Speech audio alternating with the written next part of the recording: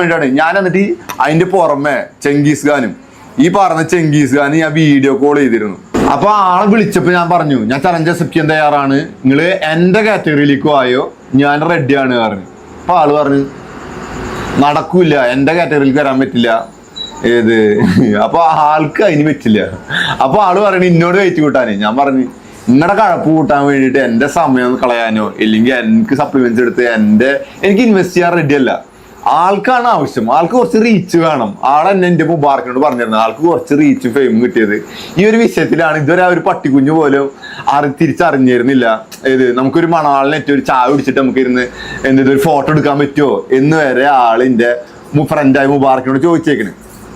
അപ്പൊ ആൾക്ക് challenge accept ചെയ്യാൻ പറ്റില്ല. അപ്പൊ ആള് പറഞ്ഞു അന്നാ ശരി കാര്യം ചെയ്യാം, ഞാൻ വേറെ പിള്ളേരെ ഞാൻ ഇറക്കിയിട്ട് എന്റെ വെയിറ്റ് കാറ്റഗറിയിൽ പിള്ളേരെ ഇട്ടാരാന്ന്. അപ്പൊ ഞാൻ അപ്പനെ ഞാൻ കൊടുത്തു. ആളാണ് വെല്ലുവിളിച്ച് ഇന്നിട്ട് ഫൈറ്റിന് വേണം. ഞാൻ പറഞ്ഞു നിങ്ങളുടെ വെയിറ്റ് കാറ്റഗറിയിൽ ഞാൻ പുറത്ത് നല്ല മണി പോലത്തെ ഫൈറ്റർ ഞാൻ ഇറക്കിയിട്ടരാ, നിങ്ങൾ ഫൈറ്റ് ചെയ്യാൻ തയ്യാറാണോ ചോദിച്ചപ്പോ അതിനും ആള് തയ്യാറല്ല. ഇത് ഈ മറ്റേ ആളെ പേരില്ലേ അഫ്സൽച്ച ഇതുപോലെ തന്നെ ആയിരുന്നു. ഓണോണെങ്കിൽ വലിയ പാടാ. വെല്ലുവിളിച്ചപ്പോ അക്സെപ്റ്റ് ചെയ്തപ്പോ അവ ഓടി.